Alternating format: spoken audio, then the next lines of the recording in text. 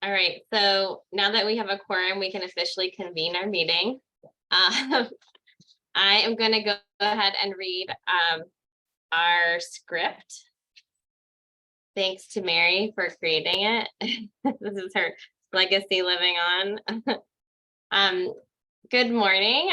This open meeting of the Coastal Resiliency Advisory Committee is convening by video conference pursuant to Chapter 2 of the Acts of 2023. All supporting materials have been provided. Members of this body are available on the town's website unless otherwise noted. Sorry, all the materials have been provided to the members of this body and are available on the town's website. Okay. This meeting is being recorded. Please be aware that other people may be able to see you, and take care not to share your device's screen. Anything that you broadcast may be captured by the recording. Please silence all cell phones and devices. Ensuring public access does not ensure public participation unless such participation is required by law. This meeting will feature public comment. For items with public comment, after members have spoken, the chair will afford public comment to those members of the public that have joined the meeting via Zoom. Members of the public who wish to speak must state their names and be acknowledged by and speak through the chair. Use the raise hand feature in Zoom to indicate that you'd like to be offer a comment. The chair will call on those who have raised their hands in the order they were raised. All questions should be directed through the chair. If you're not able to participate in the remote meeting, you may also submit comments to the Coastal Resiliency Coordinator, Leah Hill, and request that they be read into the meeting record. Her email is lhill@nantucket-ma.gov. Just confirming member access. I am Sarah Boyce, co-chair of, or a vice chair of the Coastal Resiliency Advisory Committee. Permit me to confirm that all members and persons anticipated on the agenda are present and can hear me. Members, when I call your name, please respond in the affirmative. Okay, so let's see. Doug Rose. Aye, here. Tim Brain. Here. Gary Beller. Here. Jen Carberg. Here. Christy Kickham. Here. Joanna Roche. Here. Matt Fee. Here. Rachel Freeman. Here. All right, and Sarah Boyce here. Staff, when I call your name, please respond in the affirmative. Leah Hill. Here. Vince Murphy. Here. And that's it for staff, I think. And then in anticipated speakers, please respond in the affirmative. Vicki Marsh. Here. Great, thank you, Vicki. And finally, each vote taken in this meeting will be conducted by roll call vote. So thanks everyone for being here, and bear with me, this is my first time chairing this meeting. All right, so I think we'll get right into it. I want to thank Vicki for being here today. We're going to be going right to item number 3 on the agenda, continued discussion of the Coastal Resiliency Districts.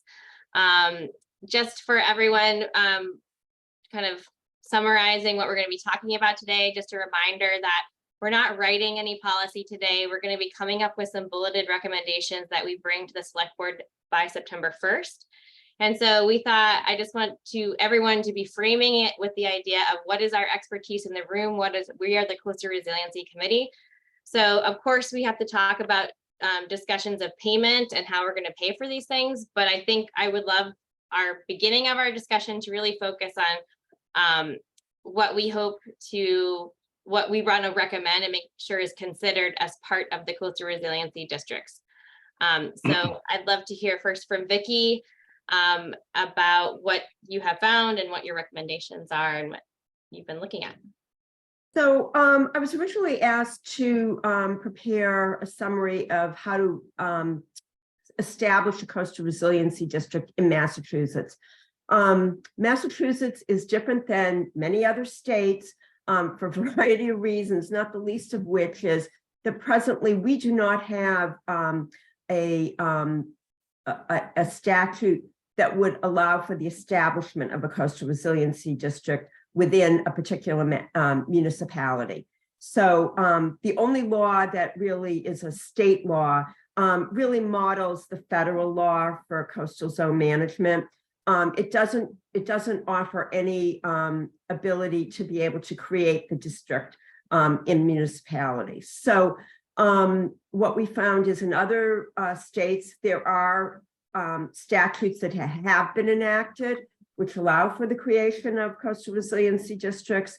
And they also allow for a broad range of funding for planning and protection and preservation of, the property and utilities and all of the elements in the coastal resilience districts that are created. So what we're really finding is that we're sort of starting from scratch in Massachusetts. So what we can do is we can either create the coastal resilience district right now by a general bylaw, which is similar to what's been done already in Nantucket for like a flood overlay district, something like that, where it's designed to embody a particular geographical area, and then it allows for the town to undertake certain measures that would offer some protection and restrictions in that particular district. So we could create them either by a general bylaw. There is the ability to create it as a zoning bylaw, but zoning bylaws tend to offer more of restrictions in their use. They are not as widespread over the island as they are in a particular, for a particular use. So I tend to frown on perhaps having a zoning bylaw create this, the coastal resiliency district, just because I don't think that's, I don't think the purpose of this presently is to create restrictions on the use as much as it is to offer some measures for protection, planning, preservation, things like that, rather than actually restricting people's uses to what they can do on their own property in the coastal resiliency districts that are created. So lastly, we're left with a home rule petition, which can be filed and drafted to address a specific issue in a particular municipality. Nantucket has drafted many home rule petitions in the past for a variety of issues. And so this would allow for the creation of the home for the coastal resiliency district by means of the home rule petition. It would have to be voted on by town meeting and passed by a majority vote. And then it would be filed with the legislature for their review and approval.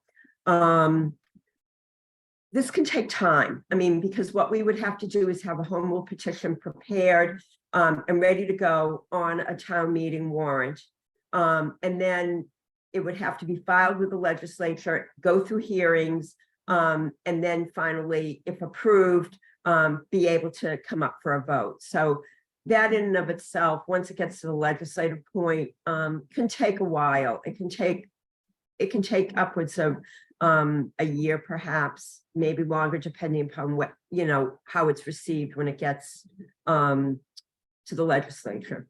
The other thing that can be included in the home rule petition is not just the creation of the coastal resiliency district, but also allow for the assessment of betterments to the parties that are the property owners that are living in the designated home coastal resiliency districts for projects that are either for planning, preservation, things that are contemplated even up at Baxter Road. This may be a measure that would allow for funding above and beyond any grants that are available from the states or the federal governments. So there are a few ways to create the coastal resiliency district in Massachusetts. And we could also, I should also add that you could do it by a general bylaw as well as filing a home rule petition and having both measures. And in order to create the district, we need to determine a specific geographical boundary. So if you're just going to be focusing on one district at this time, we would want to, have some input as to what the geographical boundary is going to be by, streets or areas, things like that. And then also, in doing that, we would also want to establish a mechanism for the assessment of the betterments themselves. And so that can be done in the home rule petition. So I think that's just a general overview of the process that I see. Interesting enough, I was reading the Globe, Boston Globe, just the other day, and on the editorial page, I think it was maybe Monday. They had an editorial opinion about the establishment of some legislation, creation of some legislation for coastal resiliency districts. They're finding that they're going to need to address this issue sooner rather than later. Unfortunately, the bill that's being contemplated just covers metropolitan Boston beach areas. Doesn't say anything about the islands or the South Shore communities. So it's something that I think is worth looking into, certainly with the legislature, to see what is being contemplated and perhaps to try to seek advice from Nantucket's legislators to see if they can't include some potential coverage for Nantucket to be able to create these as well. So just an idea, just something to think about. But I was encouraged to see that it's finally starting to get on the radar for the legislature. I don't know if you have any questions or comments or concerns about this. I'm here to answer. Thank you, Vicki. I have a few questions, and then I will take other questions from committee members. One question I had was, at the beginning, you said, looking, since Massachusetts doesn't currently have any statute available, what other states did you look at as examples, or that we could look to examples that you found in your research? So I, in looking at certain treatises that were written, I found that the Carolina states are ahead of the curve as far as coastal resiliency. I believe also, I think it was California that also had some districts that were established. But I think what's happening is more of the southern states, because they've been affected so much by hurricanes and things like that. They are the ones that are really leading the charge on this topic. So definitely worth looking at their states. I didn't look at them in great detail, I have to admit. I was really looking at it from more of a perspective of what we could do in Massachusetts, but there certainly are other states that we can certainly look at in greater detail. Thank you. And then I just have one other one. With the general bylaw, is I know with the home rule petition, you mentioned that it was the timeline, which we discussed last time, that is a long potential timeline. What is your feeling about getting a general bylaw passed? I have no idea how long, what that timeline would be either. So the biggest hurdle that we face right now is getting an article drafted for the warrant. And so the next warrant that would be available would be the warrant in May. And in order to be able to get an article ready for that, we would have to have it drafted and finalized and approved by January. So that is a very, very tight timeline to do. And it's the same thing even with the home rule petition. We still have to get that. We still have to have a petition that's been drafted, reviewed by the town, the select board, all of that, hearings. So we're on a really tight time frame in order to be able to get this ready for May. I mean, we would have to really start working on it now. Yeah, thank you. Christy, you have a question? Hi, Vicki, thank you.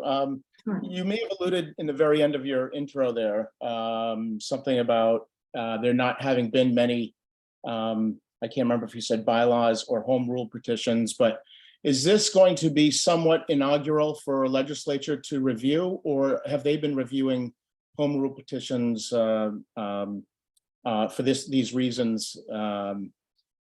Just wondering how easy it might go through. If it is inaugural, it's going to take a little while. If it's been something they've been doing, then it'll obviously be, hopefully a little bit more efficient. But and then also, if the bylaws have some restrictions, should we just not consider that? Just a few questions there. So as far as the legislature, they review home rule petitions all the time, but they are always of very different subjects. So I am not aware of a particular municipality at this time that has filed a bill to try to establish a coastal resiliency district. Doesn't mean that one hasn't been filed. I just have not been aware of one as of this time. But that doesn't mean that we can't try to do that. There are always, petitions establishing new concepts. At the time, in Provincetown, like at the beginning of the early 2000s, they established a special sewer district, and they wanted to assess betterments in a particular fashion. This was something that was a new concept. It did get passed, but again, as you said, it does take some, there's a learning curve for the legislators to be able to come up to speed on something like this. But I do think that this subject is becoming of the utmost importance now in the state. And as I said, the legislature is just starting to focus on it as far as for the metropolitan Boston, coastal communities. So I think there will be some appetite for that. And I certainly think that we could contact the legislators for Nantucket, Senator Sear and Representative Fernandez, and try to speak to them about how best to navigate the legislature with getting something like this through. And I would, want to get their input certainly to try to see what they have to say. So as far as restrictions, that's really dependent upon what you're trying to accomplish by your coastal resiliency district. If you want to try to restrict certain uses, for instance, how close you can build to the waterfront areas, or types of structures, or what you can do to prevent further erosion on your property, things like that. You can certainly try to implement that. That obviously, some of that will come under the purview of the Conservation Commission as well. But I think that if you're trying to accomplish a means to be able to have the town have a general mechanism to preserve and protect and plan for further erosion, flooding in a particular district, that a general bylaw may accomplish that better than a zoning bylaw with restrictions. And so it comes down to, I think you have to determine what your purpose is going to be. Mm-hmm. The other thing is the part of the reason for establishing this coastal resiliency district is for funding purposes. It provides an easier mechanism for you to be able to try to assess betterments on a particular area. And so for that reason, I think that's another purpose that's very important to Thank you, Vicki. We have some more questions coming in, and I just, for Vicki's sake too, we are in the process of discussing a lot of what our goals are. So this is really helpful. We wanted to ask you our questions first, and then we'll probably have a longer discussion about exactly what those goals are. Jen, you had your hand up first. Thank you, Sarah, and thank you, Vicki. This is all stuff I'm kind of learning a little bit about, and really appreciate your input on it. And I guess one of the questions I had, because I think we kind of have two purposes. I think the idea of doing some restrictions probably has appeal to the committee in certain ways of thinking about how development goes forward on the island through a general bylaw. But is it, with that assessment of betterments, is that something that needs to go through the home rule petition? That's something I wasn't quite clear on. If we needed the home rule petition to create these coastal resilience districts in order to actually assess betterments. That's one level of the question. I guess the other level is thinking about creating these districts and knowing that we'll have projects that we want to get funding for that are very locally specific, but also very island wide. And if you see a reason or a better mechanism for creating the island as a coastal resilience district, and then we focus betterments get assessed on sub-district levels. And I just don't know if legally or going into a home rule petition, a mechanism like that even makes sense. Thank So you. the town has the ability to assess betterments. They have the statutory authority to be able to do that. But you have to bear in mind that betterments are assessed to parties or property owners that have a specific benefit to the plan, the project, or the improvements that are being made. So for instance, if you're going to do a project on a street that is going to just benefit the residents of that particular street or that particular area via roadway improvements, utility improvement, things like that, you can assess betterments to just the people who receive that particular benefit above and beyond the community at large. So you can't assess betterments to the entire town of Nantucket for a roadway project, for instance, that's going to be out at Sconset. Okay, so so you'd want to be able to have the ability to assess betterments in a particular coastal resiliency district and have the authority to be able to do that. And also what you're able to do is to include provisions that you want to, as far as the betterments that would be assessed for these. Say, for instance, how much interest do you want to charge? How long do you want to offer these betterments to be allowed to be over time? Do you want to restrict it to, for certain purposes? So there are a variety of things that you can include in the home rule petition as far as crafting your betterment authorities. And so I think it's helpful, but you always have to bear in mind on betterments, it's not, you can't assess betterments on the entire community for something where just a particular area is going to be getting the benefit from it. Okay, so that's probably the most important thing to remember about betterments. And there is case law to support this as well.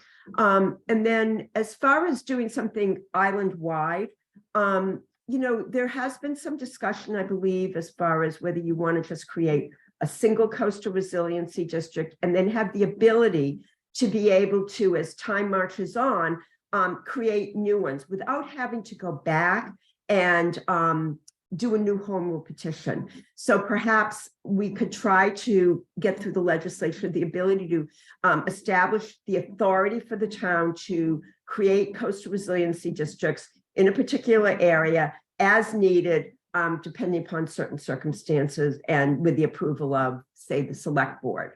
And perhaps needing a town meeting authority, there are different ways to be able to do that. But I think that that's something that you may want to consider, is not having the entire town of Nantucket, entire area being a coastal resiliency district in and of itself.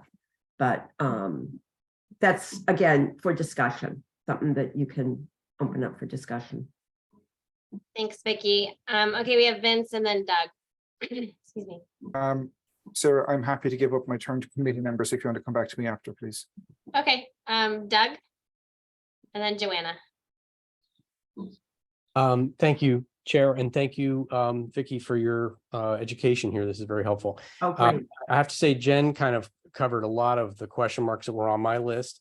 I want to come back to, because I don't think I'm fully comprehending the need for a CRD versus betterments. What I heard you say, or I've read that you've said in the document you provided that it's within the town's current authority to assess betterments. Check. My layman's understanding is that the town already has the authority to act as a CRD on any projects that are island-wide, in the sense that we can simply raise the tax rate. And so I guess I'm wondering, what is the added value of going through the process of establishing a CRD? Is it that it gives us more flexibility in the future? I guess I'm still kind of unsure as to what we're hoping to achieve with a CRD. Thanks. So I think a couple of things occur to me. One is the sense of clarity with the property owners that would live in a particular district. So if you establish a district with certain boundaries, everyone knows that they live in this particular district and that they could be the beneficiaries of certain projects out there to protect them against further erosion or planning purposes, so that we can get streets, prepared in case there's a further breaches or erosion, utility lines, things like that. The people that live in there know that they would be, the receivers of these particular projects and planning, and they're also prepared to pay for it because they're going to understand that it doesn't come without a cost. And so the people that live in, say, Matticat, do they want to pay for a project that's out in Wisconsin? I don't know. And so if you have the entire town paying for all of the, things that don't directly affect them, I'm not sure that that's what, the residents want. I mean, it's, again, something that is certainly open for discussion townwide, but I think it's a consideration. I don't know if the entire island wants to be a coastal resiliency district and paying for projects that are not really affecting them.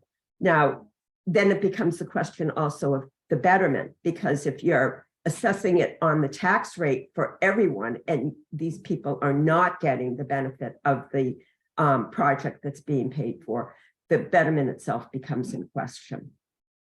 Can I jump in on that question, please, sir? Sure. Thank you. So when we think about betterment districts, we end up thinking about particular areas, and we end up thinking about particular projects associated with that area. I know I pick on Baxter Road a lot, and I pick on Bram Point a lot as example areas, and they're the nice ones to focus on. But I could see at some point in the future that there might be a project that might affect townwide, not just a specific area.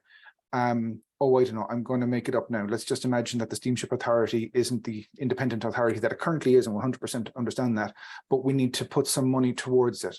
It's our main freight service to and from the islands. The roads that access it have like the vast majority of the bulk of the traffic. There would be a massive community interest in doing a district that might have much larger island-wide ramifications, and I could see a potential way of having to have a separate secondary mechanism outside of small local areas like Baxter Road and Grand Point or Surfside or whatever, just to have a secondary larger method of being able to fund these large-scale projects that might be extremely needed. So yes, the small-scale examples are what we're essentially the core of this district idea. It's just something that I've seen that it might be something for the larger scale island-wide, the larger priority one projects to keep this as a viable community. One of the things that I want this committee to do as the advice, the outputs, is bullet points. And if we could have, if the committee could come up with a bullet point to the effect that, to have large scale community level impactful projects for key infrastructure or some phrasing like that, that would be a very valuable bullet point to take forward when it comes to looking at drafting this. I have other points too, but I just wanted to stick on that one. Thank you, Sarah.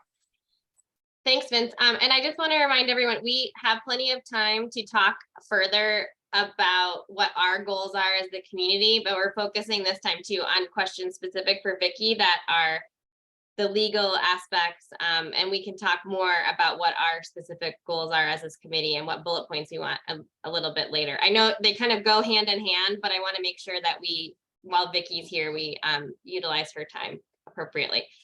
Joanna and then Gary. Sarah, similar to what Vince is saying, what I want to really understand clearly is, okay, so I like the idea of the entire island being a coastal resiliency district. I think that that probably has strength. What I want to know is, because this is going to be a multi-part question, what are the specific downsides to that? And if we identify as the island as a whole, as a coastal resiliency district, and we wanted to issue betterments, okay, or carve out betterments, would it look something like this? So I'm going to follow along with Vince's idea. I want to just confirm with you that these things are possible, right? So if we said every person on the island is affected by the steamship, so we want to assess some money there. Every person on the island wants to make sure that food gets to Stop and Shop. So we're going to do something on Easy Street and we're going to do something on Washington Street, right? Maybe every person has a vested interest in the downtown infrastructure remaining stable. So there's another $50, right? So that by the end of this, you get to say $500 per resident, and it's parceled out to these individual projects, and everybody on the island has to pay. So I want to know if that's possible. And then I want to know also if we can limit the amount of betterments that can be assessed in any given year, so that maybe it's a sliding scale, right? So maybe you start with something like in year 1, it's 300, and in year 7, it's 500, right? So I want to know about some of the intricacies of planning this, because I think that this could be a valuable way to start to put money in the bank for some of these projects, number one. Number two, if the state legislature has not ever done a home rule petition on a coastal resiliency district, it seems very unlikely that this would be a quick. It seems unlikely that this would be a short runway, right? I mean, I don't see that being realistic in terms of a year, right? Like, I don't see that. And I think the other thing is that's really important for everyone here to know, because, and Matt, this is kind of a select board thing. I think that the select board and the taxpayers and the voters would really have to be on board that if we were going to go for a home rule petition, that this was like the critical one, and like, let's not put in 6 others, because we start to lose our effectiveness in communicating how important these things are when we submit, home rule petitions willy-nilly. Sorry, that was a long question or questions. So, as far as betterments island-wide, I guess I'm trying to figure out how you would distinguish doing the betterment versus it being a capital project or some kind of project that affects the tax rate overall. And so that's something that I think I would have to explore further, as far as from a more municipal finance, aspect of it in consideration, because I'm not sure that betterments, if you're going to assess betterments island-wide, then there's no, it's affecting everybody. It's affecting the general community is what you're saying, that everybody is going to be affected by having the downtown area be improved, or the steamship authority, or, things like that. So it almost becomes more of a project that's being funded by the town. And I'm not sure why you're choosing the mechanism of the betterment, and I'm not sure it's feasible to do it that way. So I would have to really look at it from more of a municipal finance than I am. I understand. I mean, I guess I would answer, and full disclosure, I'm on the finance committee. Oh, good. What I would say is that we have started to put some money in a fund for every year. So I would say that the betterment would help us act or create an assessment that would act as a contribution to our savings bank, for lack of a better word, in terms of having the money available to spend, because that is sometimes one of our issues around municipal procurement. And also, I think that in terms of, and Christy is also, he's on the Capcom committee, and understands this too, like when you do a capital request, it comes into a queue. And so if we're having to juggle priorities around, sometimes it's hard to do that when requests are coming in and getting in a line. It's hard to advance capital projects to the top of the line. And if we're looking at coastal resiliency as an island-wide project, then it may be a better strategy for us to have a separate pot of money and a separate plan that is addressed outside of the operating budget and the Capcom budget. So in response to that, I want to say that betterments need a project, okay? A specific project for it to be assessed. So if you're just going to try to put money aside for these different, causes, for lack of another word, then we don't have a project that we're going to be able to say we're assessing this for. So that's something that I would be concerned about. And again, I think I would perhaps want to review this further, as far as doing some research Sure. on the financing aspect of it.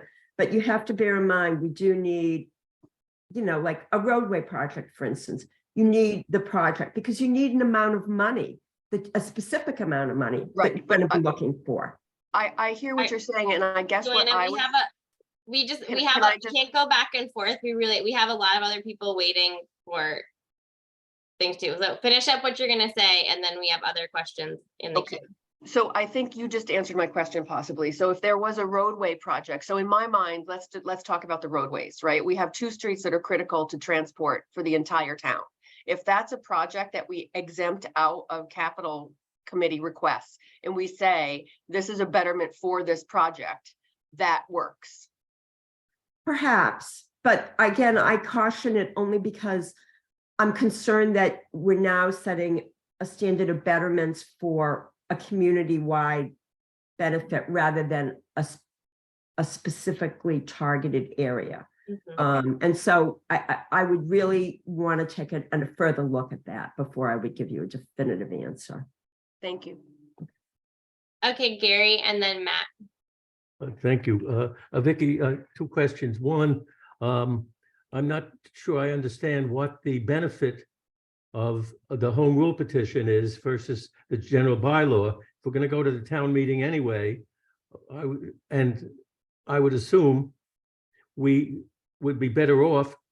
The people who are voting here are people who are on the island, and it's much better to have them make the decision. You're familiar with the issues versus sending it to the legislature, where many of the people there are not quite as familiar with what goes on Nantucket. So the question is, why would we go through the extra time and difficulty of a home rule petition if we can do it in a general bylaw? And that's the first question. Second question is there any feeling that by enacting in some fashion a plan to have coastal resiliency districts, that we will be able to access more funds, more federal funds or state funds? Is it really going to make is the experience that it provides an easier way for us to secure funding for these things that we need? Those are my questions. So in response to your first question, I would say that the one thing that definitely the home rule petition will enable you to do is to be able to assess betterments in a particular coastal resiliency district, rather than having to go before town meeting and get the support of the town to be able to assess the betterment in that particular district. And the other thing is it gives some certainty to the people in that area that are defined in that district, to know that they are going to be expected to pay for certain projects that are going to benefit just them. And so that gives you, you know, a bit of certainty. And it's easier to be able to fund some of these projects with the assessment of betterments in a particular district. Because if you try to do it townwide, you're going to be subject to the town voting on it, and you may get residents that are not going to support, you know, the payment of taxes, for instance, on a particular area. And the other question was about the, I think it was Funding about, source. oh yeah, the benefit of funding. I think that that's hard to answer right now because Massachusetts does not really have such a fund established, or, you know, a bill or an agency that specifically deals with this. And we do have a coastal zone management office, but it's not, it's limited in the funding that's available through it. And so I would think that perhaps it may enable the town to be able to look at a wider array of federal funding to see what's available. But, you know, with federal funds, but I, you know, I certainly can't say that that's definitely going to enable you to be able to get more funding through grants. Can I briefly jump in on the funding question, sir? Sure. So from the town's point of view to fund projects, we look for projects that are in existing plans. So the hazard mitigation plan, the coastal resilience plan, and eventually at some point in the future, coastal resilience plan 2.0. So if it's in one of those existing plans and it'll tie up with an existing identified risk that's in one of those plans, then it might be one of those things that's easier, but not very easy to move forward for funding, because with the coastal resilience districts, that's just the local funding model, and it already answers a different funding question. So why would a funding organization want to then come along and fund a project in an area that's already identified for a different funding model? It kind of creates a bit of a feedback loop that would scare off, quite frankly, the medium and small size fundings, grants, but the kind of large, large to large grants, that would be where you'd be eventually targeting how you might want to go for funding, provided that it's also something that's mentioned in an existing plan. So it's kind of a double-edged thing that just people that need to understand a little bit about. And then the CZM, Office of Coastal Zone Management, their grant program, we've seen it here already, and we've talked about it plenty. And Leah has put forward a grant application again for this year for the highest priority project on island, as identified by the Coastal Resilience Advisory Committee, the Downtown Neighbourhood Flood Barrier Phase 1. And the committee voted on that shortly after the establishment, after the acceptance of this CRP. So that's one of the ways that's moved forward. But the thing is, those are extraordinarily competitive grants. And to keep going back to the grant well, you have to understand the risks of applying for grants. You put in a lot of time applying for a grant. You put staff commitment, you put staff time, you lay money aside to match for grants, and then suddenly you don't get it. You can try and rely on it and then you lose. So usually at the end of every year, CZM and MVP and these kind of groups, they say, yeah, we had, I'm going to make up numbers now, 50 million available in grants, and we received possible grant applications of 800 million. Then you just see the competitive nature of these. So roughly speaking, the rule of thumb is for about every 1 to 5, 1 in 8 you apply for, you might stand some chance of getting. So grants are their own tricky beast, and great when you get them, but I would hasten to call them rare. Okay, Vince, I'm gonna stop you there because we're talking about the coastal resilience districts, and I want to keep us on track. And the coastal resilience districts are not just about funding, so I want us to remember that as well. Matt, you've had your hand up for a while, sorry. No, I think I understand. How do I say it? I think what Joanna was talking about is what a coastal resiliency financing group would be working through. You know, what's the best way to fund these and pay for these? I think if we wanted to have a pot of money or stabilization fund, we should be recommending that we put $500,000 into the stabilization fund like we do for the, we're trying to pay for the employees post-employee benefits. I put that in place when I was a FinCom 20 years ago. Everyone thinks I hate the unions and I put that through. I think that we want to be, so we'd be putting money aside would be one thing to do. That would give the pot of money. The more you could do these, you could do betterments, the more you could do some sort of betterment, whether it's through the betterment system or through a betterment system that's in the, in a home rule petition. The more you can do that, the more certainty the people in the area have. But it's also, that's more money that we have for this for these projects in total. If people are stepping up, then we have, and then it means it's not all in the tax base. This reminds me a lot of the discussion of sewers. Should it be 100% on the tax base? Everyone should pay. It helps the island. Well, it didn't. There were areas that didn't need it, and so we ended up with a system that didn't put all the sewering on the tax base, and thankfully we didn't, or we would be overrun. And so I think we have to think of it that way, because there are roads down to the boat, et cetera, that I think the voters will vote for. We all benefit, but there's a lot of things they're going to say, why should I pay for that? My taxes have already increased 40% already. Even though our rate's low, but they still have gone up. We can't afford this. And then they'll stop funding all this. So I think when we talk about the boundaries for the districts, I think they should be set up by the coastal resiliency concern. So if it's flooding, if the main concerns, pick on Brant Point, is flooding or rising, we set the boundary on who's going to be facing that issue.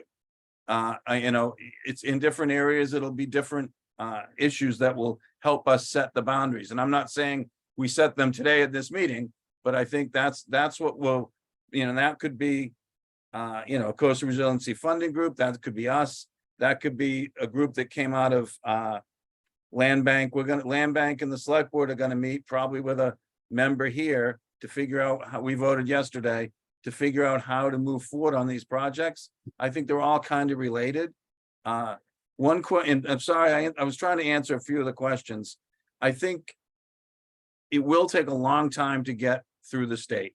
I worry about the whole room petition because if there's parts of it that are viewed as restrictive, there'll be groups that will be against something that's restricting their right to make money. And so, we will have, it will not be easy. I think we have to look at it. How do we use betterments and on island now, and in the long term, get the, get a home rule through? We don't even know what we want in the home rule. And we don't, I think we've learned a lot through negotiating with, SBPF and Baxter Road and all the different aspects that we have to consider, hold harmless agreements and public access. And there's a lot to this. It isn't just the funding. It's easy to talk about the funding, but there are a lot of other issues. When do you have to retreat from that district? Why do you have to retreat? Are you required to retreat? There's a whole bunch of things that we have to sort of work through, and we're not there yet in my mind, but we're getting there. Question for Vicky. If we use betterments, we identify an area and it's $100 and there's 10 people and everyone's going to pay $10. What if the next year it's another $100? Can we reassess a second betterment that next year and everyone pays another $5 to put more sand on? Like, does the betterment have to be a one-time deal and you can't go back? Or could you do that every year? So I think what happens is is it the continuation of one project, or is it an extension? Is it Well, you have a separate project. projects? Let's say we have a project and we build, some dunes and this and that and the other. And then every year after that, you have to maintain them. You've got to put sand on them and do other things. Can you do a betterment, the initial betterment, which will be very expensive, and assign it to all the people in the area? But then the next year, could you see how much had to be done and assign another betterment? Is that possible? I think that you'd have to go back and get approval to do it. But I think that if you, the thing is, you're going to be spreading it out over a period of years, the betterment. So say it's 20 years or something like that for each property owner. So I would think that you could. I just don't know if that's what how receptive the property owners in that area would be for that, I don't know. But I think But that's it. I think you could, it would be like stacking of bonds. It's Right. you know. Right, I think you could. It's just that they're gonna have a long term of betterments that are gonna be like, in year 20, the first betterment will be paid off. In year 21, the second one, you know what I'm saying? So it will take a while, but I don't see why you couldn't, because they'd be separate projects maybe. So yeah. So because that might be our workaround for how to do something sooner that we want to do and apportion the costs. I think that the other part, if you put yourself in the shoes of the property owners or the people trying to get all their neighbors to pay, one of the problems they have is some neighbors end up funding all of it. And the people on the back end don't want to do it. And there's all these things that are happening there. If there was certainty and people shared in the common good, and if they all say, no, we don't want to pay anything, then maybe we're just setting up a retreat and we're saying we're retreating from this area. We could, you all could stay here for another, 20 years if we had X and you're willing to pay that. But you know what? We're going to retreat and sorry. Like, I mean, I don't mean to be mean. I don't mean to be rude about that, but it's kind of, we've got to move on. We've got a lot to do. And so anyway, so the advantage I'm trying to say is it gets everybody to share. And then the question would be, how do you get, how do you portion it fairly? And so I think that's one of the benefits of having a coastal resiliency district that's defined. Because when you're in that district, you understand you're going to share in the cost of whatever project is going to go forward in that particular district. And you're going to be assessed a betterment. And so that's one of the benefits of I know the home rule petition isn't perfect. It's not a great the perfect mechanism, but it gets you started and it gets that concept out there that everyone is going to share that's in that defined district. And if you want to create additional districts as time marches on, perhaps we can craft that into the home rule petition so you don't have to keep going back and getting a new home rule petition each and every time. Sarah, can I add something at this time? Briefly. Christy's been waiting a really long time. Understood. It kind of gets to what Matt's talking about and what came up earlier about talking about restrictions. Matt mentioned it, and this is the reason I have my hand up the first time. When we talk about restrictions, I think maybe we should let that off the table briefly until we have undertaken the strategic retreat and relocation planning, and then understand what the restrictions might have to be based on the outcome of that. And that gets to what Matt was just saying about retreat over time. Thanks, Vince.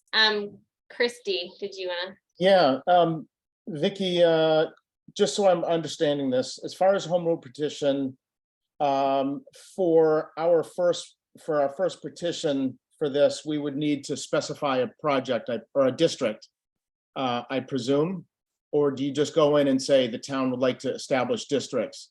And which brings me to my other question: is there a way to manage it so that you don't have to keep going back to the legislature to establish, a district if it's if there's multiple districts to follow that first one? Mm-hmm. Is there a way to manage that better? And then also, does the home rule petition, does the home rule give you any leverage with state funding, grants at all? And then I know we discussed capital project versus betterment. I get it. Some might have a sort of a specified time frame. So I look forward to talking a lot about this within the committee, but just those first few points, I just wanted some clarification on. So as far as the home rule petition giving you easier access to grants, I would say no. You'd be competing against all the other municipalities that are going to be applying for funding on these grants. Most of these grants, you don't have to have a coastal resiliency district created. So, I mean, none of them do you have to have that created, because we don't have something like that in place in Massachusetts. As far as your first question again. Yeah, first question was, is there a way for the town to better manage a coastal resiliency district? Oh, yeah. After that first home rule petition is sought out? So I, You have to do it, or do you have to do it for each individual one with a project designated? so I would want to try to work with the legislature to hopefully craft a bill that would enable the town to create one district that is, one or two districts that are of particular concern right now. And then have the ability to be able to create further districts by not having to do a home rule petition, but perhaps by going to town meeting, by having select board, decide, the district or the Conservation Commission have some input. But I think probably the select board and then going to town meeting for approval would probably be a way to go. I think that would certainly by majority, by a majority vote, create the district. I think that may be a way to prevent having to go back again. I certainly think, you don't want to have to go back once you've had the ability to create these. Can I ask, Rachel's gonna be next, but I wanted to ask a follow-up question because this is kind of what I was thinking, was that we would be creating, based on our recommendations and ultimately the select board would be creating districts based on a series of criteria that we feel. And then separately, the betterments would be determined based on a project. And that would have, the districts would be part of that perhaps. But in my mind, the importance is exactly what Vicky had said about at the beginning of having those overlay districts, less about the restrictions and more about if you're buying a house in this area, if you're, like whatever it might be, if you're building or whatever, these are the risks involved. Just like when people look at the flood maps, it immediately means something. And so I want to make sure that, is there a path where we can create the districts outside of discussions of funding? I know funding is very important, but is that a possible path? Because what you're saying about the betterments is that you obviously need a very specific project. And we're talking about the overlay districts are specific to the risks involved or the other aspects of that, we haven't discussed exactly what those bullet points would be. And then once we establish the districts, let's say there's a storm surge district and I'm just making this up right now. Like let's say that if we make multiple districts, there's an erosion zone, there's a flood zone, there's a, whatever it might be. And then separately, if we have a specific project, that's where the betterments would come in. It's not, to me, it doesn't make sense as much that it's tied hand in hand if the betterments are project specific, and I don't see the overlay districts being project specific. So can please, what your input is on that, Vicky, I would really appreciate. So I think that you can, I think that you can create districts. I mean, you can create one, you can create, others as you go along, or initially, if you feel the need to. You can certainly create, I would assume you'd have maps anyway, because they're going to need some geographic boundaries. Mm-hmm.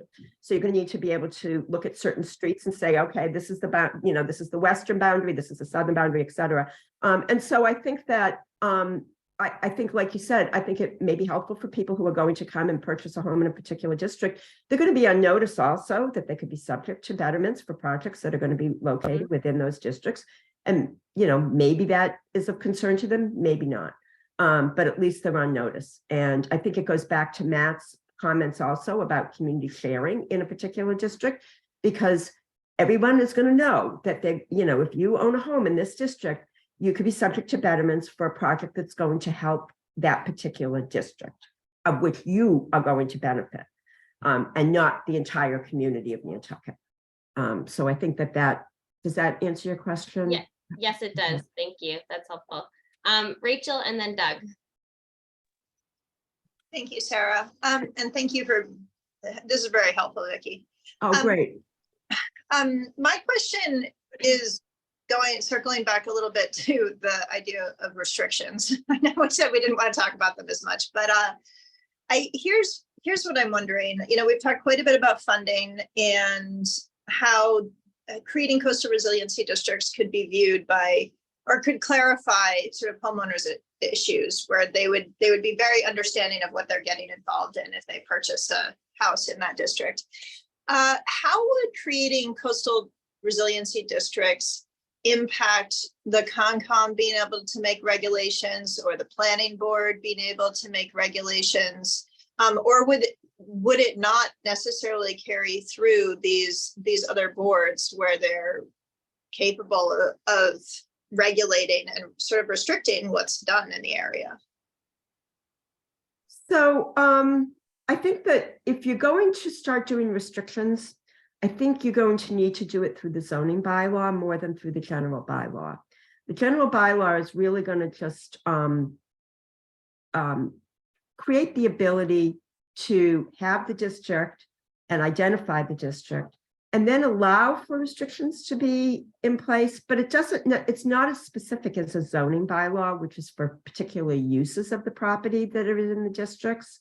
So for instance, if you, and then the other thing I just should add is the Concom and the planning board are always going to have their roles, no matter whether the district is there or not. So, you know, if there is no district, but you're building something, you know, within X number of feet of a wetland or water, you're going to need the Concom to, you know, obviously approve of the project. So,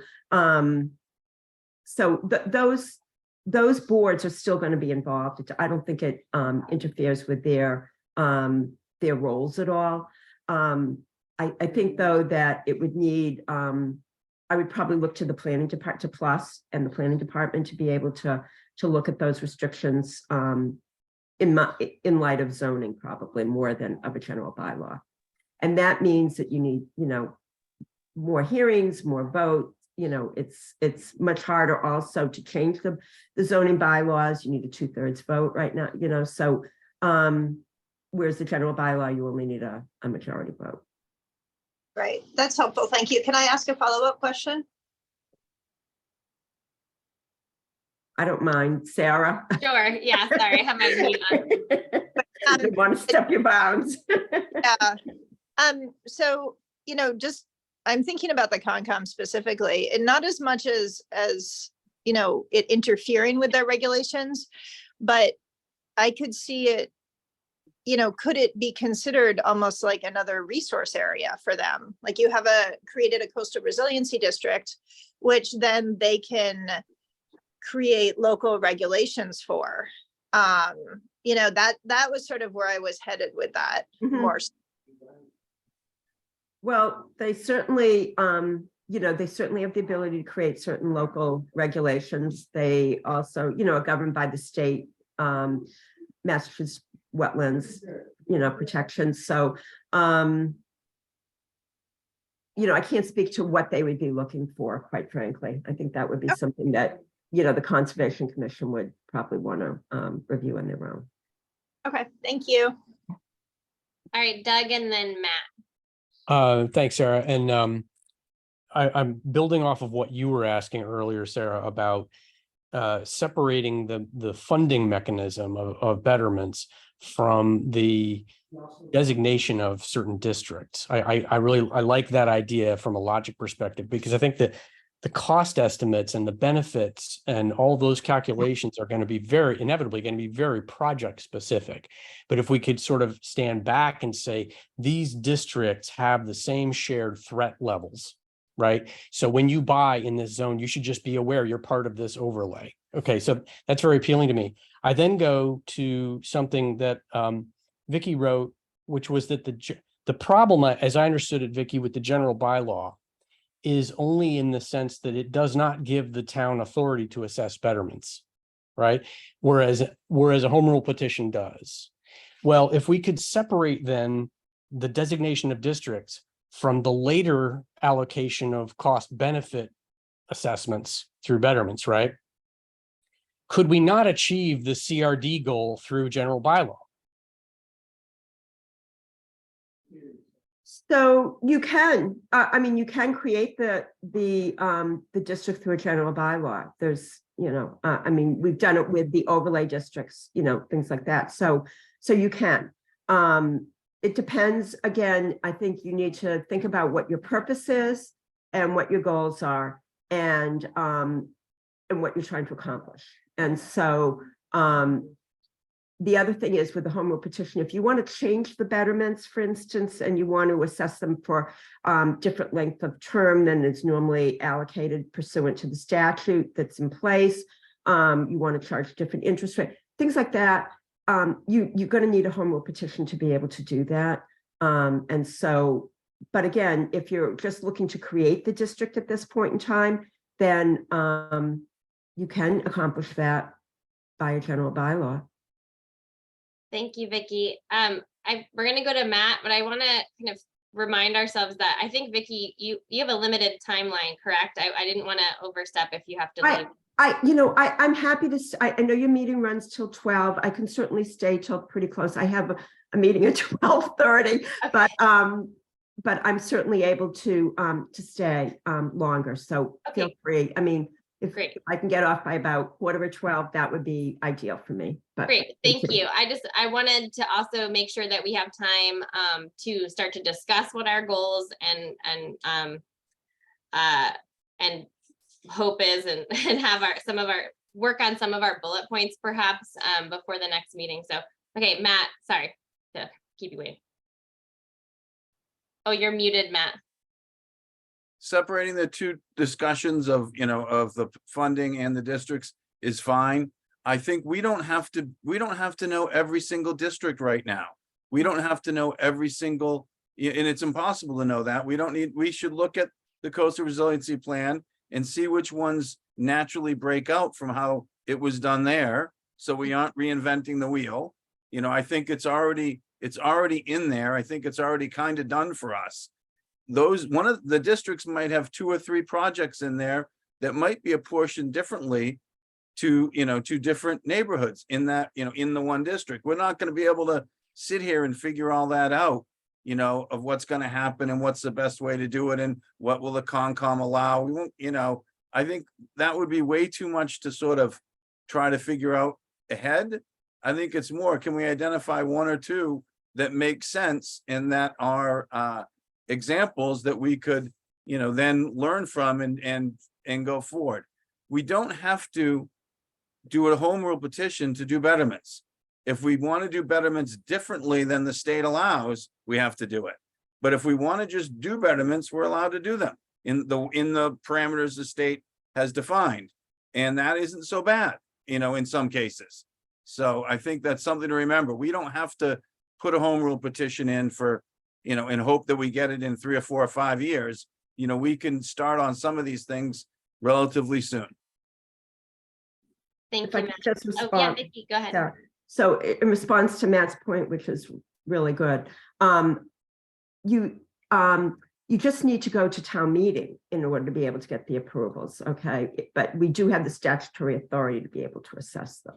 So I just want to point that out. Great. Thank you, Vicky. And thanks, Matt. So I'm glad if Vicky can stay on for a little bit, especially in case additional questions come up that Vicky can help with. But I think I would personally like to transition a bit into our discussion of what we think input should be about the overlay districts. I had sort of planned to separate the financial discussion from what we think should be in the overlay district, because I think that some of the questions that we just had towards the end of this discussion lend itself to that. And personally, I think that it would be helpful to think about, like, as Matt said, we don't want to reinvent the wheel. We don't want to make it more difficult for ourselves. We want to do it right. But I think so much work was already done in the Coastal Resiliency Plan that we can look to the plan to see what makes sense. But I'd love to hear from the committee, what are some things that we want to be considered? I really personally thinking of emphasizing the protection, planning, and preservation piece. Having these overlay districts alone can serve as an educational tool, both for people moving into an area or buying a home, like it's like a kind of immediate, like whether the hazards are. And then also kind of laying the groundwork that at some point you might be asked for betterments. I mean, in that sense of there's a clear, if we're creating a district, there's a clear physical boundary that we're drawing on a map that these are this is a shared hazard area for whatever it might be. So I think those are really important things. Does anyone have any input, discussion? Our ultimate goal, as a reminder, and Vince, you can correct me if I'm wrong, because you did a really good job at the last meeting. Our ultimate goal is creating a list of bullet points to be considered when creating the districts, and we can be prescriptive if we want to, of like where they should exactly go, or it could be a little bit more general. And Vince, do you want to add anything to that? One minor thing. So yes to everything Sarah is saying, but I don't want today to be the only time that this happens. If committee members in thoughts after this for the next week or whatever length of time want to add more or send more as we draft these up, I think myself and Leah has to get the next crack meeting posted about the Thursday beforehand. So if most people could send some ideas in by I guess Wednesday the 16th, so that we can put it all together, have it as part of a packet piece, and then have it for discussion on the 22nd. Is that okay with you, Sarah? That is fine with me. I personally, I'm not going to be here on the 22nd, so I will send stuff to you ahead of time. Yeah. So we're gonna kind of, do people mind if I kind of help Sarah take bullet point notes, Please. So that I can start to assemble it and then collect more over time?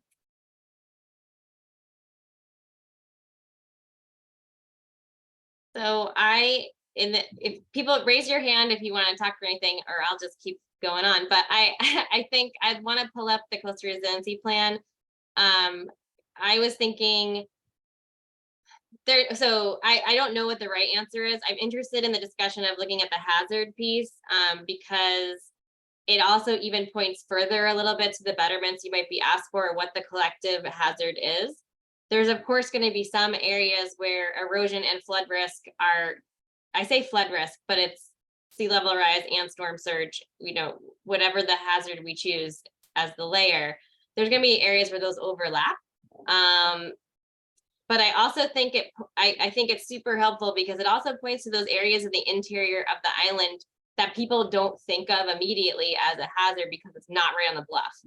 And so those interior places where they're near a pond or there's near a low-lying area or whatever it might be.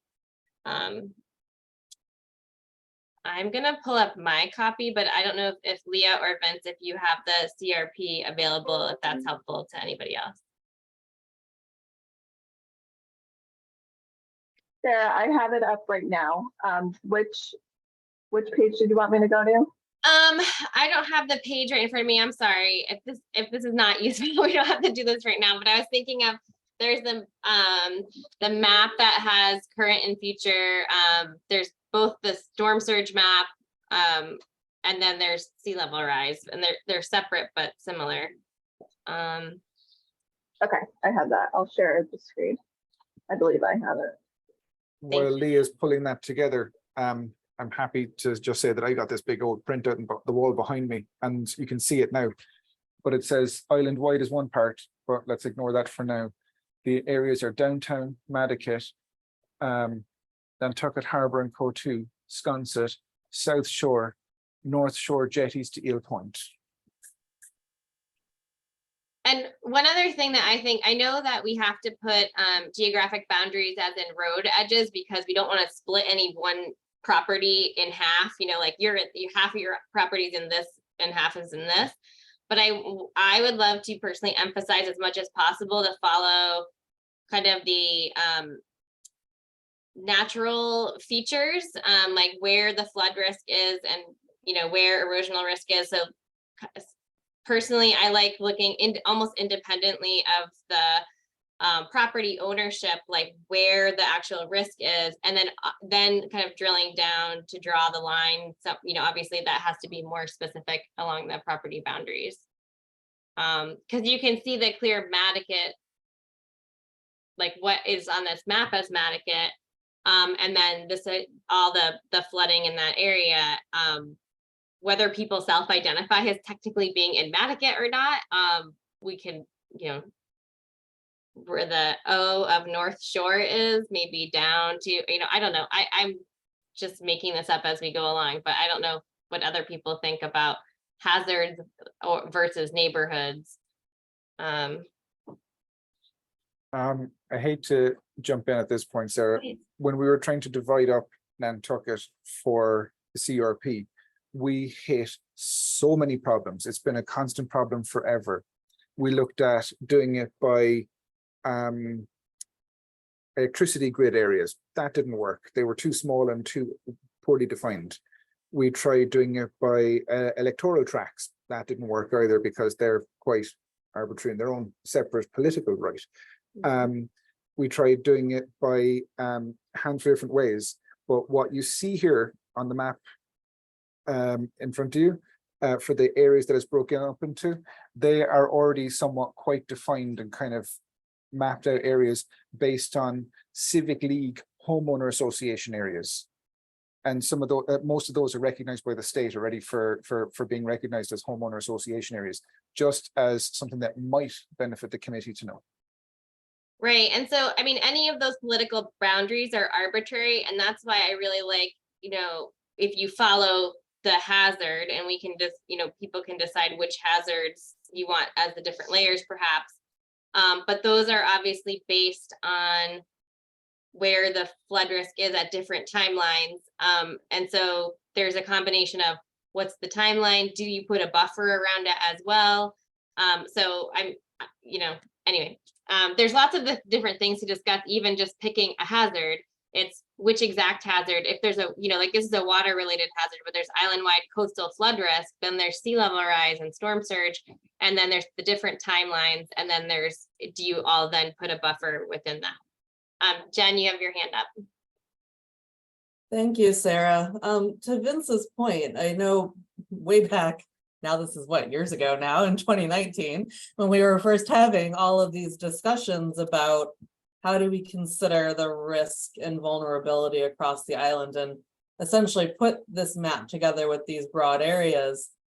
I wonder if, and this is if we go down, you know, this road of wanting to have separate districts, if we focus on this, and I hear what you're saying, Sarah, about the different layers of impact, but I almost think we'd be better served to pull back to that higher vision and just look at these areas, and then that's if we're going to define coastal resilience and districts, and maybe we pull out one or two more here, isolate, you know, Wawinit or Tom Nevers. I don't know. We could drill in on that a little bit more if we had to. But I think Mattakit as a district, and then if there is a project within that that is more focused on a smaller area of Mattakit, that's where you would focus your betterment piece. But I almost think we're going to shortchange ourselves if we drill in too tightly on this. But it kind of also then goes back to Vicky's question of what really is our point of what we're trying to create here with coastal resilience districts. So I guess that's my kind of 2 cents, as I think we kind of already went through this process in some ways, and maybe it's proofing these locations that we already put out and see if it fits into what we want to recommend and our purpose for coastal resilience districts. Yeah, and I think to Jen's point, thinking back, like we have to take a step back and look at our goals, because to me the goal is, if the goal is people knowing what their risk is, people knowing, you know, what their, whether it's their workplace or their property or their access to whatever, it's more about that the actual defined risk. You could live in Mattakit and actually have no risk depending on where you are. So yeah, so and so before we go up to Matt, I would just say maybe another thing for everyone to think about and get to Vince and Leah would be, what are your perceived goals for creating the overlay districts? Matt, go ahead. Yeah, sorry. It's sort of, Brand point is easy. We look at that. We know that there's going to be a couple different risks. It's gonna run from a line that, you know, they drew from, you know, so the storm surge line that goes by the Nantucket Hotel to the bluff of the cliff all the way, you know, to the two different restaurants. You know, it's pretty easy to define that neighborhood, and we know what its couple risks will be. You know, we could, you know, parts of downtown, you know, to the east side, downtown to the west side, or north and south side. Those are easy. I think where you get, when you're starting to get into some of the bigger, and it's, you know, kind of we would be breaking it down by common sense. I also think that these are gonna change, like the risks are gonna increase and the districts are going to increase over time, but I don't think we have to do that. So we don't have to know about that right now. And I think if we try to know that, we can't know it and we'll get bogged down. I almost think it's, you know, I think the idea of keeping it at a big level and saying this is, you know, so Brant Point, here are your storm, you have storm surge, you have water rising up, you have, you know, sea level rise. These are your main, whatever their main concerns are. We want them to understand that and understand that there are some things that could mitigate this. And this district will be, you know, expected and wanting to be involved with that and, you know, and help pay for that and help design that. And so I think that's sort of the message we'd want to get out for Brant Point. And I'm, you know, so we could pick the other districts and decide it. I don't know that we need to drill down into them completely. I think, and we don't have to do all of them. You know, we could do 2 or 3 now and work and figure it out. So. All right, well, is there any other discussion at this time? Or I would say our homework then should be to put together thoughts for Leah and Vince. And I would say the 2 things to think about are, and they can be combined, but sort of separate: goals and objectives for creating the districts, and then suggestions for consideration of the districts or specific districts. Doug? Thanks, Sarah. One of the notes I had scribbled to myself in advance of the meeting was the fact that there's going to be this really difficult challenge of coming up with some kind of objective criteria for determining which taxpayers pay how much when it comes to betterment time. And I imagine they will ultimately have to be project specific because the benefit footprint of each project is going to be quite different. But I would just throw that out there as another potential bullet for us to be not solving for, but just being mindful of, and smarter people than me will have to, I guess, figure all that out. I had in my mind that there could be sort of a consistent series of thresholds. There could be primary beneficiaries, or let's call them primary, secondary, and tertiary, right? You know, Baxter Road is an example. There's a primary homeowner that lives right on the bluff, and if the geotubes are removed, you know, they're in dire straits. Secondary might be further north on Baxter Road, and tertiary could be the people behind them on Pulpus, on Sankaty Road. But the point being, I think you could play that same criteria out for Brant Point. You could kind of play that same game out for any specific CRD. Thanks. Thanks, Doug. Vicky? So I just wanted to add, so very often betterments are, you know, as I said, you're going to need a project. They're very project specific. So, but the creation of betterments usually comes with the idea that you're going to have to establish a way that you're going to assess these betterments. And most often the way is that everybody that's in the district would pay equally. Because how are you going to determine where the primary are? You know, the primary ones obviously are right there, but going further back, why aren't I a tertiary? Why am I a secondary? I think you run into a lot of difficulty in trying to get a community that's in a particular area to buy in, because not only are they closest to the area that's going to be affected, but they're also going to get affected because people, like, for instance, at Baxter Road, the easements that are going to be going through a number of these neighbors' yards, they're sharing a burden that other people are not having to, to assume. So I think I think it's hard when you start saying who should be assessed a greater burden of the betterment. I think it becomes, I caution you to be careful about how you do that. Thank you, Vicky. Mhm. Doug and then Matt. And then Sorry, Vince. just one quick follow-up question, because I don't think I understand how betterments actually are approved. Is it just a majority vote of the district, the people that have been assessed, or an unanimous? How does that work? So normally the betterment is assessed based upon, so you have a project, you go to town meeting with the project has to get funded first, okay? Because the betterments are not going to pay for the project cost up front. The town pays for the project up front, and then the town gets reimbursed by the betterments that are collected over time, okay? So that's basically how the project is funded. So you go to town meeting and you have to get approval to do that. One of the reasons with doing a home rule petition is that you can get the people that live in the district to, obviously have to assume to agree to pay the betterment that's going to get assessed on them. But by going to town meeting, you're going to have to get the people in that particular area, and you're going to list the people who are going to pay for the betterments. So, And they all have to agree? I'm sorry, sir. They will have to. Basically what happens is, so after town meeting, there's a statement that gets recorded at the Registry of Deeds. Once we have a firm amount of the project, it gets recorded with all of the people who are going to get assessed. There's immediately notice on their title that they are going to be assessed this betterment, okay? And then when the final amount the project is completed, the final amount is then there's a statement of assessment that comes out on it. And yeah, they all are assessed whether they want to or not.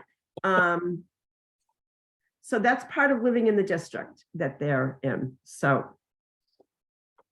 Okay, Matt and then Vince. Yeah, and we assess them, and sometimes they challenge us, and sometimes the select board decides they don't want to do it. Sometimes the staff advises they don't want to do it because it's difficult and people will be calling and mad, and we put it aside. That happened in Monomoy. A homeowner promised to pay for the whole sewer, and we did it under, town meeting voted under that pretext, and then that same homeowner pressured 3 of the selectmen to not do betterments because it would be too hard. And, and we didn't do betterments. So, so this is, it's still politics all the way along in this. It's not so simple. Like I wanted to talk about what Vicky's talking about, Baxter Road. The road itself is pretty easy to allocate. You're on the road, you have access, that's your part of the road, and you're going to be paying for the new road. You're on the new road. That's pretty easy. I think where it gets a little harder, but the residents there have been willing to discuss this with each other and with us, if it could be done, is the front line paying a little bit more than the other side of the road, who's paying more than the backside. And I think they are willing to consider that funding mechanism in some manner. And so it would be great to do that without having to go to, Boston and get permission, so how do we finagle it to do that would be my hope, if, but, and so that's maybe that's through an MOU, maybe that's through some other, memorandum of understanding with the neighborhood, because there are other issues that we want to solve. We want to have, is in Baxter Road case, you want to have solid triggers that, when it's doing harm to someone else, it's gone. Or if all of a sudden it's impossible to keep the sand on, then we're going to step 2. So we worked on a lot of this over the years on that specific project. We haven't worked on it as much we've worked on it a bit in Sheep's Pond, but that's very easy. That's a few homeowners and, and not a lot of expense to change anything. Vicky. So Matt raises these very good points. So, we can do things like that through an MOU. It has already been done by parts of some of the residents that are up you know, on part of Baxter Road and the other side, not the other side, both sides of Baxter Road. We've done an MOU with the neighbors there. So we would need to get, you know, consensus from the neighbors there, but if they're willing to do that and agree to it, yes, I mean, we certainly could do that. Thank you. This just brought up a question for me. So if we create an overlay district that's based on, let's say, roughly the neighborhoods that we just had the map of, Baxter Road, for example, would be part of Sconset. So then if you're saying, as I understood it, that the betterments just go to the district, then it would be, instead of the Baxter Road homeowners paying for it, it would be like all of Sconset in that example. So it is, so because this helps me think of how the sizing, I guess, of the districts. Like I know this, in this case, the betterments were determined because of this project, but if we're doing an overlay district and the neighborhood is like Sconset, that's pretty big. Can then, with a project itself, while it's within that district, the project itself would determine the size of the impacted area for betterment. Is that correct? But if I could add, Please. Madam Chair, so the betterments, though, again, are going to get assessed to people who are particularly benefited. So, and I have to admit, I don't know all parts of Sconset out there, so I'm going to just state that there are parts of Sconset that you would include in this district, but who do not share in the benefit of the plan that's going to go into Baxter Road. And if that's true, then the people who are not really benefiting, you know, may object to paying benefits for a project that they are not receiving the benefit of, and rightly so, because the statute and the case law requires that they have a benefit that is above and beyond the general community.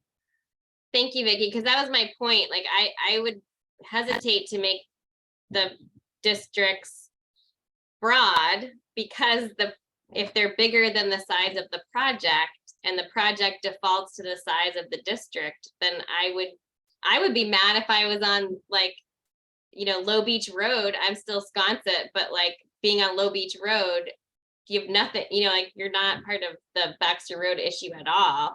If you're interior and or I don't know. Anyway, just something to think about as we move forward. I know we have more things to get through, and it's already 11:30. So Vince, what did you want to add?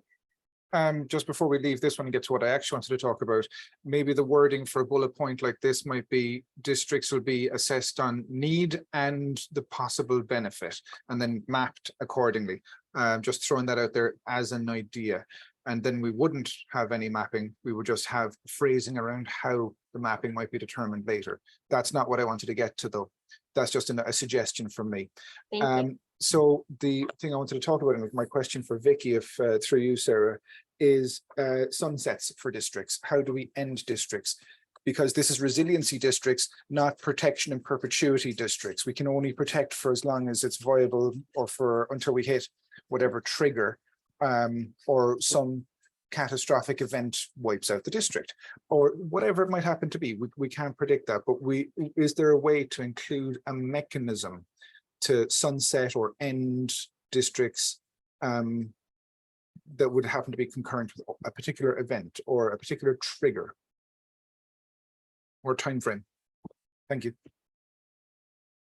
So I don't think I would want to try to end a district based on, it's about access and use. I think of the property would determine the district, because when you think about damages from a road that is, say, washed away, say, and keep going back to Baxter Road, but I think it provides an example.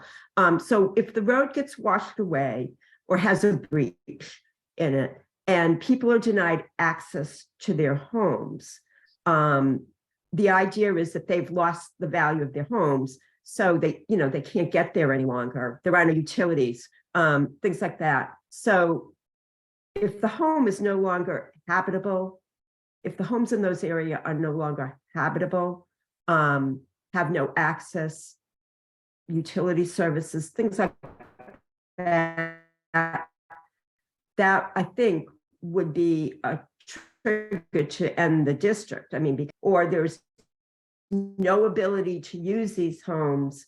I think that may be grounds for ending a district. So I think use and access, I think, are kind of important. Thank you, Vicky. Okay, Christy, I'm gonna have you be the last comment because I think we need to kind of wrap up the discussion. So Christy, what do you want to? No, just more of a comment. I mean, it's extremely complex. I mean, you have, you know, coastal resiliency, as we've been doing for a few years now, is very, very island-wide minded, you know, obviously with specific points, but, you know, it's very sellable island-wide. Whereas districts, you really, although you complicate, it becomes very complicated because of the parameters. It does become a very useful management tool for managing a project. So, you know, it's almost going to be that each district is going to have its own criteria that might sort of ebb and flow a little bit and change. It might be difficult, although we can use some guidelines for these districts. I do see them being somewhat different, you know, as you move away from really the hot location of these districts. You know, as you move back and things start to sort of soften a little bit, you know, it is going to be tricky to determine where those lines are set. And you know, you could somehow, although I haven't thought of the unintended consequences, but you could, you know, use the word like a direct daily betterment, you know, someone that's daily benefiting from that. You know, use the example of Low Beach Road, but Baxter Road, that, you know, those people are getting a daily benefit. Baxter Road's complicated too, because you have the lighthouse at the end and you have a lot of tourists that go up there and, you know, tour companies, but it will be interesting as we progress to see how these districts develop. But that's just a comment. Thanks, Christy. All right, so wrapping up for today's conversation, homework is thinking about goals and objectives, as well as some suggestions for bullet points. I'm gonna try to, and maybe Leah can help, look to some of the other state examples. And if there's any articles about like what Christy just mentioned, if there's any, like, what are the unintended consequences that people haven't thought of, whether it's through funding or how people drew the districts, I'd be interested to see that. Oh yeah, Leah. Hi, Sarah. Thank you. I did do a little research. I found that the New York, primarily in Long Island, they have erosion districts. And so those districts are set up basically to fund beach nourishment projects in front of the properties. Vince and I actually have a call with them, I believe, early next week. So I can send the committee more information about that. And they have figured out in East Hampton the overlay zones, and they sort of have like 4 categories. So that could be helpful too for committee members to think how to kind of use that information, although it's New York, so they have different regulations, but kind of how to use that for what we're trying to do in Massachusetts. Great, thank you, Leah. I think that would be really helpful just to see what others who have gone through this process, even in another state. I think it would be really helpful. All right, thank you, Vicky. Again, I feel like I learned a ton. I hope there were so many questions. I really appreciate the time that you devoted to us today. No, I'm very happy to be here. I'm happy to give you any advice that I can. If you need me to come back at another time, please feel free, you know, to let me know. I'm happy to arrange, you know, to come join a meeting. So great. Thank you. Thank you so much. All right, I am going to propose item number 4 to be postponed to another meeting. I know Peter wanted us to kind of discuss the subcommittee ideas that were proposed at the last meeting. I know they're very important, but I think in the interest of having 20 minutes left, we that's an item we can postpone. Is that, do I have to have a vote for that, or can we just propose doing that? I don't actually know. You want to vote? We need to vote. Okay. So, All right. thank you. I know this is my first chairing of this meeting, so, Move it to the next meeting. Second, okay, I'm going to roll call vote. Doug Rose, aye. Tim Brain, Aye. Christy Kickham, Aye. Gary Beller, Aye. Jen Carberg, Aye. Matt Fee, Aye. Joanna Roche, Aye. Rachel Freeman, Aye. and Sarah Boyce, aye. Okay, we're gonna move that discussion to another meeting. Thank you, everybody. All right, next item is public comment. We have 2 members of the public on the call today. Are there any public comments? Please raise your hand. Sorry, Sarah, just to clarify, you intend to come back to continue discussion on item 3? On item 4. No, I'm sorry. Towards the end of this meeting, going to continue discussion on item 3. No. Okay, we're done with item 3. I'm sorry. I didn't think we needed a vote to end item 3 because it wasn't a votable action, because we kind of ended discussion and we have homework moving forward. Okay, just double We checking. didn't need to vote for that, did we? Nope. I Okay. thought you were coming back to discuss more about item 3, which is fine. I was incorrect. Sorry, I felt that everyone had exhausted their questions, and then when I asked for further comments, I had a few comments and then no more, so I felt like maybe everyone needed to do homework. Okay. Okay, we have, okay, I got lots of thumbs up on that, so that counts as a vote for moving on to public comment. Okay, so Deanne Atherton, you can unmute. Thank you. Hear me? It's kind of breaking up. Is that just me, or because I'm in a very windy area? So go ahead and try again. You hear me? I can hear you, but it's breaking up a little bit. Why don't you go ahead? All right. Well, I'll make it just very brief. Help.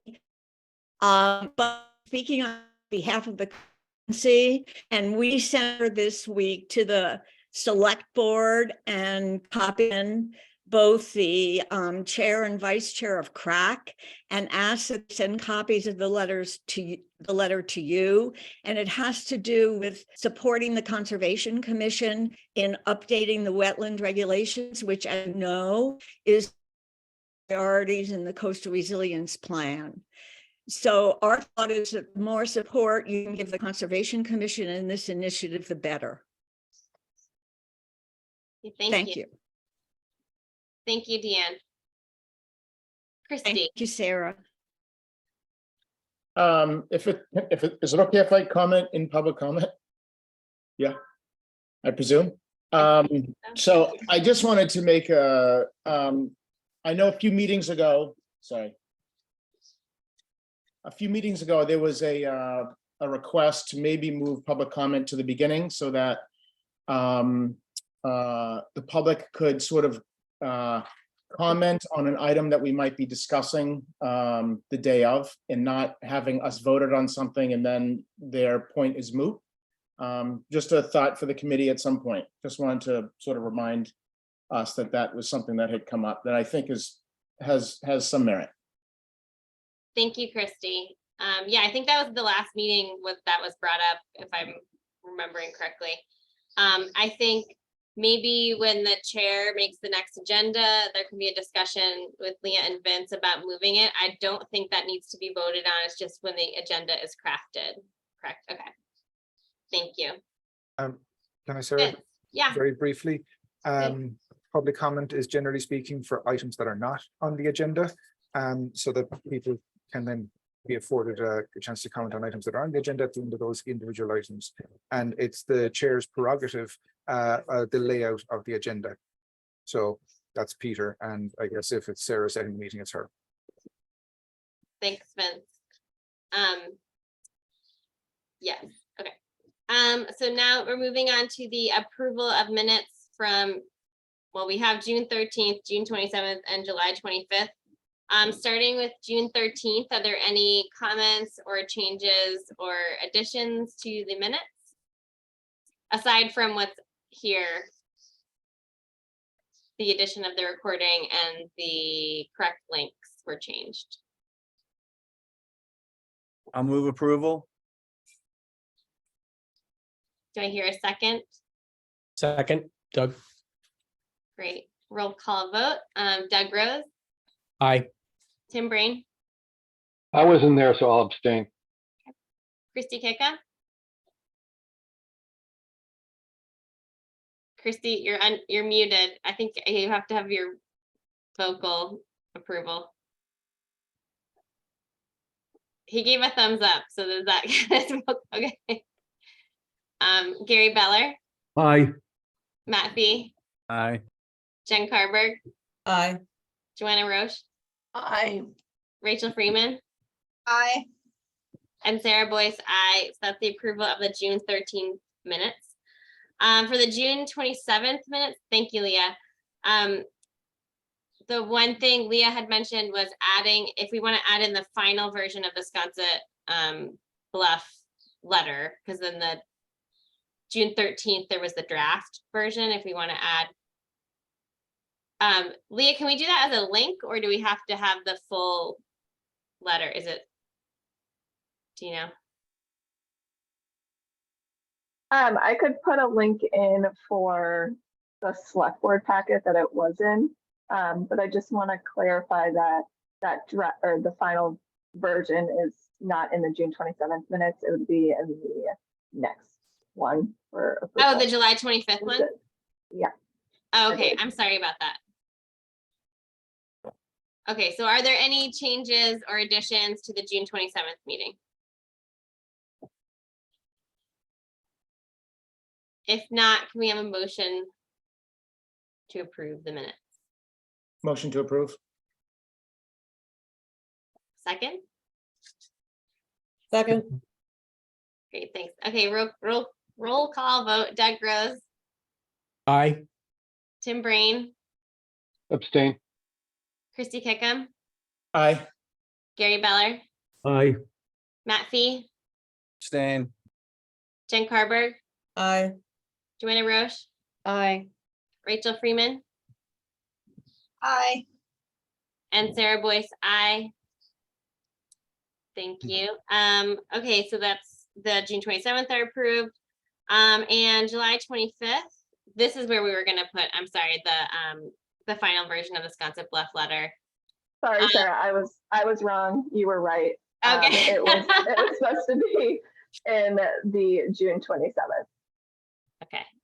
I think just having the link to the select board packet should be fine, just so that it's in the record. Okay.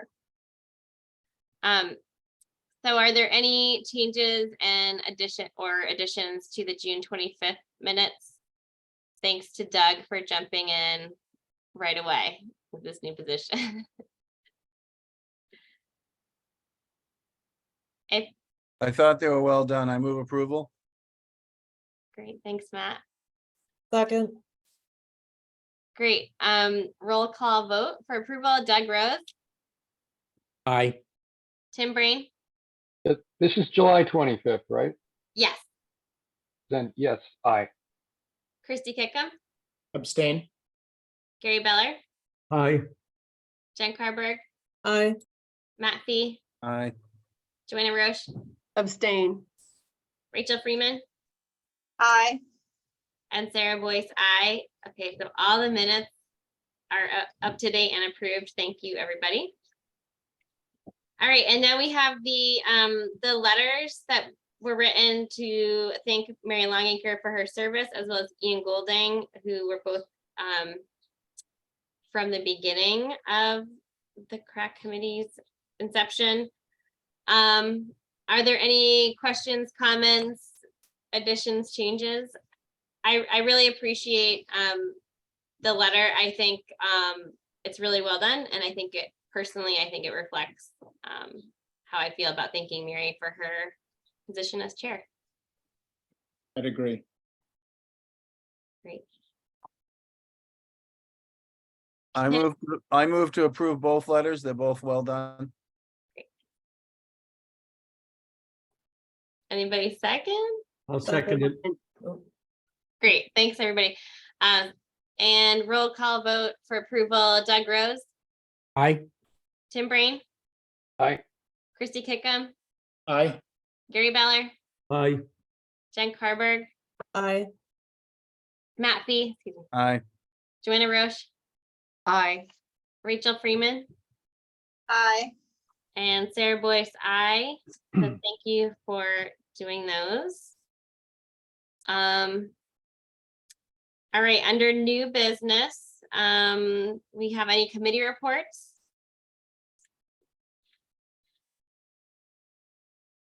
Anyone jump in? Okay, we can just go right to Leah. Oh, sorry. Yeah, go Yeah, no. So in the newest edition of N Magazine, Rob Capuzzo wrote a great article about the Coastal Resilience Coordinator position. So that's in there. You can get them wherever N Magazines are.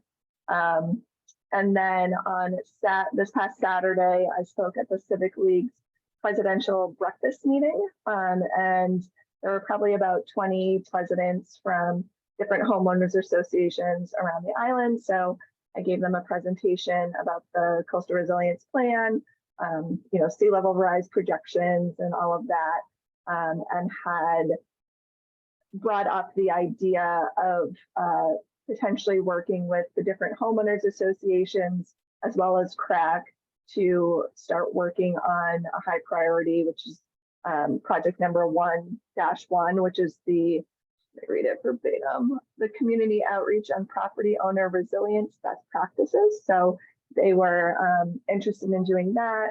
And then I gave them a brief kind of intro about the Coastal Resilience District. So they're interested in learning more about that kind of as they progress as well. Great. Yeah, Doug, go ahead.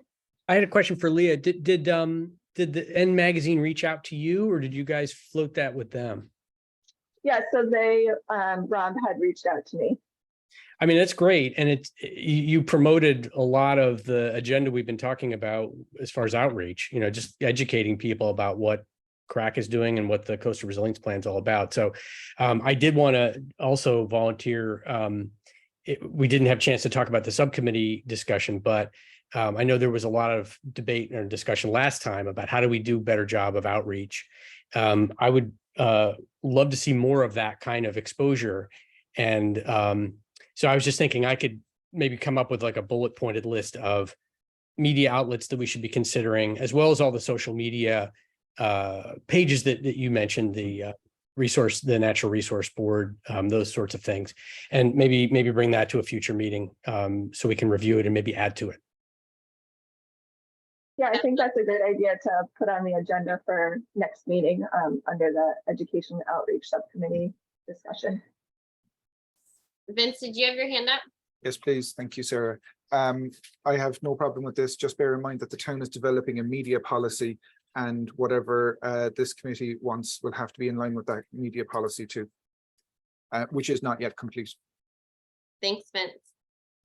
Jen, did you want to say anything? thanks, Sarah. I just had an announcement of 2 different events that are coming up in the next month that are kind of related, to climate change and coastal resilience. The first is August 24th at the Dreamland. The trustees and NCF had partnered on a documentary that kind of explores and highlights the coastal resilience work that we're doing out on the Coskata-Coatue Wildlife Refuge. We will be premiering that on August 24th at the Dreamland, and it's free and open to the public. And it's a short documentary, and then we're going to have kind of a panel discussion afterwards to talk about what we've learned on the refuge and how people can get involved or answer questions. So that's coming up. And then September 6th, Sarah and I are partnering on the first climate change summit for Nantucket. We have modeled it after the Nantucket Land and Water Council's State of the Harbor, and it's more focusing on a state of our climate change knowledge for the island, but also the projects the very adaptive projects that people are doing. So that's happening September 6th at the Great Harbor Yacht Club in the afternoon.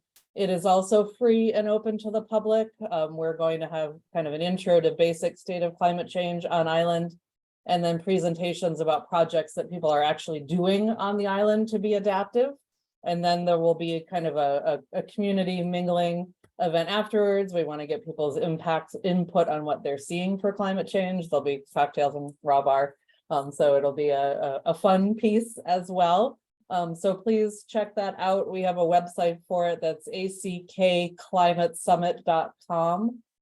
You can register if you want to get updates. And we're hoping to make this an annual event where we bring projects and information back each year and have a way for the community to kind of discuss what they're seeing on island as well. So September 6th, Leah.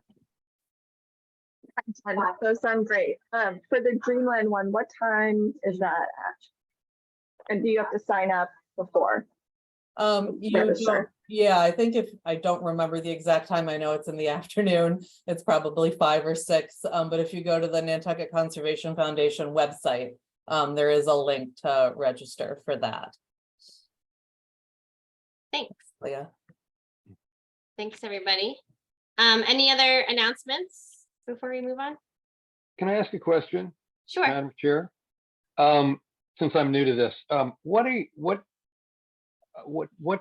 prompts a report from Concom? Is it Concom wants to report something, or you expect an update of some kind? I'm just not familiar with it. No, that's a great question. I think in the past, and anyone can correct me if I'm wrong, it's been if as a representative from the Concom, if there's something that happened at a meeting that you think that we should be aware of, or sometimes the Concom will say, you know, like get the opinion of the Coastal Resiliency Committee on something.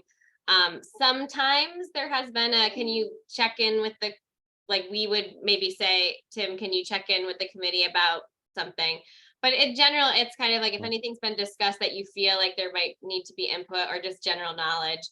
I think examples would be there were like discussions of bulkheads or access, or you know, and if like a series of applications came in with a similar theme that, you know, to be aware of. If does that kind of seem like what others might? Yeah, Vince, go ahead. And also things that the commission is working on, like the updates to the wetland regs and large scale projects of island interest. And that would probably maybe include Baxter Road. I'm sure it would. I think something like the Concom regulation updates, we would ask you for like it would be like more of a specific line item in the agenda. But if there's something that you'd want us to know, that's a short kind of thing that would fall under this category. Yeah, Matt. Gotcha. Yeah, or like Deanne was saying, geez, you guys need the Concom needs support, needs a letter. You could come and say, yeah, we'd like to have a letter where, you know, to this and this place. That type of thing would be entirely appropriate. Great.